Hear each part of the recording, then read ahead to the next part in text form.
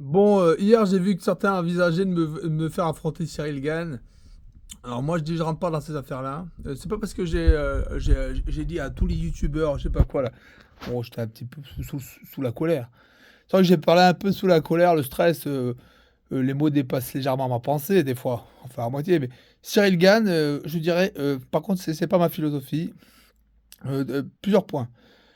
Euh, Si je devais affronter Cyril Gane, moi je pense que je foncerais genou devant. Je ferais un front kick avec un genou directement en plexus solaire, paf, le type est mort. Mais pour autant, c'est pas ma philosophie. Euh, Pourquoi? Bon, pourquoi le genou? Parce que j'ai un genou plus gros que sa tête, donc faut toujours le tenter. Non, c'est pas ça. Pourquoi c'est pas ma philosophie d'affronter Cyril Gane? De toute façon, Jack Paul qui affronte Joshua. Moi, je pense que malgré tout ce que je peux dire, me foutre de la gueule de tout le monde, je crois que c'est les carrières difficiles, les carrières de boxeurs. Il faut pas les humilier en fin de carrière. Je crois que c'est pas une bonne chose. Je crois que c'est pas une bonne idée. Voilà. Je pense que c'est pas une bonne idée parce que Cyril Gane, c'est clair que dans son prime, je le prends pas. Mais là, c'est clair qu'il a pas l'air dans son prime. Ça se tente, bien sûr, mais je trouve ça humiliant. Il y a deux possibilités. Soit il est en forme dans ce cas-là. C'est pas super, une bonne idée pour moi quand même. Parce que c'est resté un gros morceau, s'il est en forme, il est poids lourd. Il fait 120 kilos. Et s'il est pas, imaginons il est pas en forme, il est en fin de carrière, paf, non, non, je trouve que c'est humiliant pour les boxeurs. Donc moi je parle beaucoup parce que je suis un amuseur public, mais je dirais que organiser des boxeurs en fin de carrière, des combats plutôt avec des boxeurs en fin de carrière contre des provocateurs, je trouve que c'est une image déplorable, non pas de la boxe en tant que sport, mais en tant qu'organisation, parce que ça veut dire que le salarié qui a travaillé pour toi, à la fin, tu l'humilies. Bon, certains ont cherché l'humiliation, certains l'ont mérité, certains ont mérité l'humiliation, certains cherchent l'humiliation. Donc à la fin, il se faut humilier par un employeur. Des fois, je comprends. Et c'est un milieu d'ailleurs qui valorise l'humiliation. C'est un milieu de sadomaso. Il faut comprendre ce que c'est, ce genre de milieu. Le milieu de la testo des sportifs, c'est un milieu de sadomaso qui valorise l'humiliation. On ne peut être le grand que si on survit à l'humiliation et qu'on arrive à vaincre les humiliateurs, à tous. Voilà, c'est un milieu qui favorise des discours fascisants. Ils ont pas tous tort. Leurs discours sont pas tous faux. Mais par contre, ils font l'erreur de croire qu'ils sont toujours vrais. Non. Euh, des fois, des fois, comment dire, la fleur, écoute, genre, des fois le truc sort du cocon, des fois le truc sort du cocon est faible, et des fois le truc est super fort et n'est pas sorti d'un cocon. Donc voilà, euh, c'est pas parce que tu as vaincu l'humiliateur que d'un coup ça te fait de toi le numéro un. Non, non, des fois pas du tout. Des fois, le truc d'après, là, bon, en fait, tout le monde se rend compte que t'es nul. Et des fois, tu n'as pas été torturé par l'armée des BDSM et c'est vraiment toi le plus fort. Et c'est comme ça. Et c'est pour ça que ces discours, ils sont pas faux dans le sens, il y a des cas où c'est vrai. Des cas où c'est vrai que qu'on apprend la leçon, que le bon chien, tu le mets dans le nez dans le caca et après il arrête de faire des bêtises.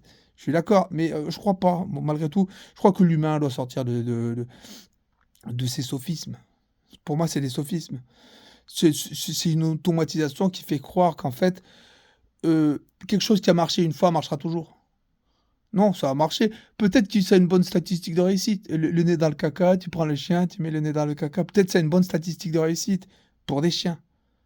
Mais à un moment donné, à un stade d'intelligence, on doit pouvoir faire mieux que ça. Voilà. Et lorsqu'on a pour idéal des vieilleries, bah, on- je sais pas, on peut pas espérer de voir l'humanité passer cette marche qui est un peu épaisse, mais qu'elle est en mesure de passer. Et c'est pas contre eux. À la limite, ils sont des parodies. À la limite, les organisateurs de combat sont des parodies de l'humanité. Donc c'est pas eux les responsables, parce que de toute façon, ils sont pas aux commandes. C'est pas eux qui dirigent le monde. Les organisateurs de combat, qui à la base sont des corbeaux, euh, je crois à cette thèse du corbeau qui organise les combats. Ça me semble de plus en plus logique. Plus j'y pense, mais ouais, bah oui, c'est logique. Forcément, bah oui, forcément. Et de proche en proche, au départ, ils ont organisé des petits combats, des combats de 1 contre 1 entre les Australopithèques. Puis après, mais ça me paraît logique. T'es un charognard. Tu vois que les humains, genre, ils laissent des cadavres partout. T'as envie de jouer, je pense. Mais bon, oublions. Donc les organisateurs de combat, ils dirigent pas le monde. Ils vont pas. c'est pas eux les responsables. On peut pas les tenir pour responsables du fait que le monde est abruti. Donc, surtout qu'en plus, c'est pas l'idéologie dominante.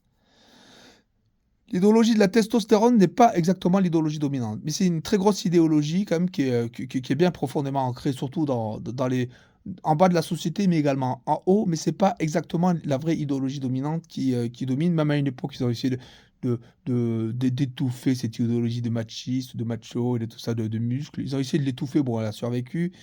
Et comme Sangoku, vu qu'il a survécu maintenant, ils sont plus forts, ils sont en train de battre les humiliateurs. Non, non, c'est pas exactement le cas. Mais surtout, donc, je pense pas qu'il faille les stigmatiser excessivement. Malgré tout, simplement, parce que je crois pas qu'il soit l'idéologie qui est dominante qui décide exactement. Enfin, c'est pas tellement l'idéologie. Là, je parle des organisateurs de combat. En tout cas, c'est pas eux qui tirent les ficelles du monde. Après, savoir si ceux qui tirent les ficelles du monde ont la même idéologie qu'eux, bon, la question peut se poser. Sur certains aspects, probablement. Et donc, la question que je veux développer là, précisément, sur ce point-là, donc ceux qui tirent plus ou moins les ficelles, après on peut pas trop le savoir qui tire vraiment les ficelles, mais disons que moi j'ai voulu dénoncer une idée sur les sportifs, en gros, c'est quelle idée déjà que j'ai dénoncée exactement, que je me trompe pas précisément?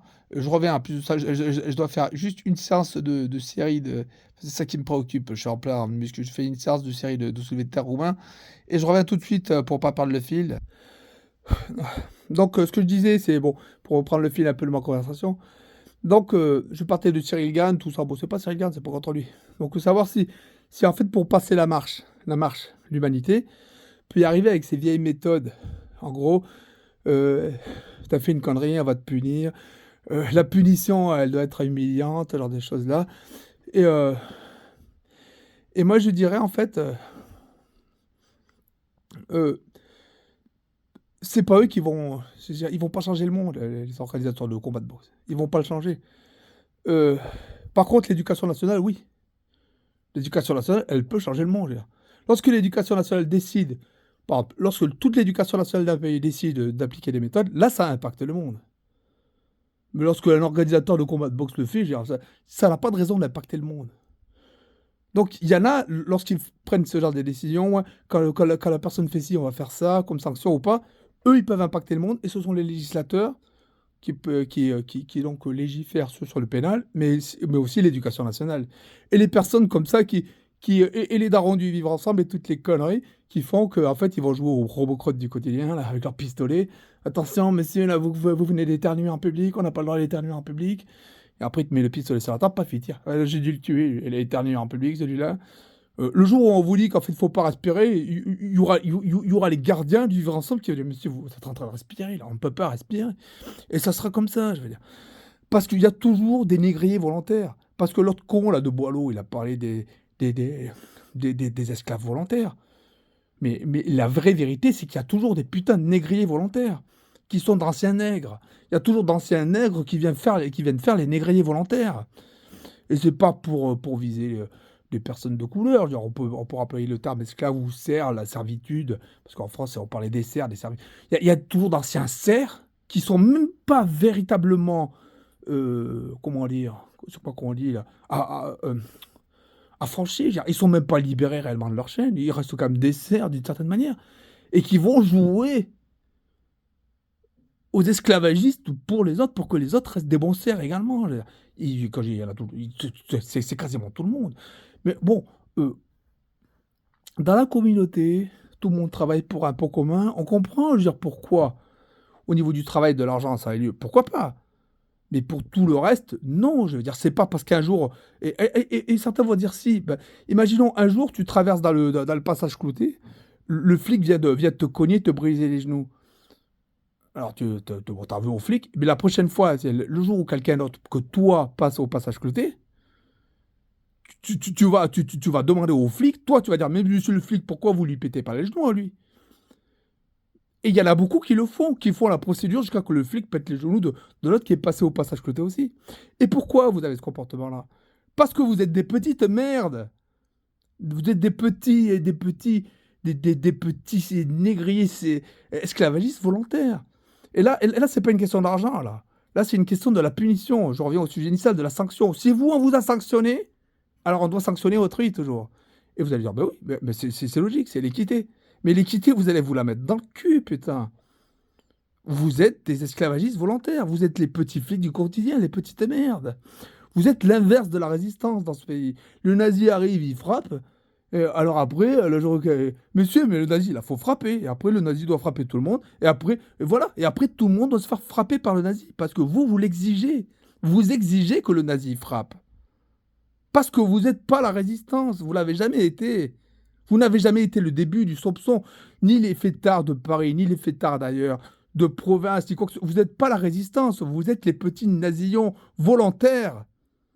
En plus de ça, vous avez tous un petit arrangement qui vous permet d'être peinards, toujours, parce qu'à force d'être les nasillons volontaires, vous prenez du grade. Vous devenez des petits chefs de nasillons et qui est-ce qui a un peu les droits dans un pays nazi? Ben, ce sont les nazis.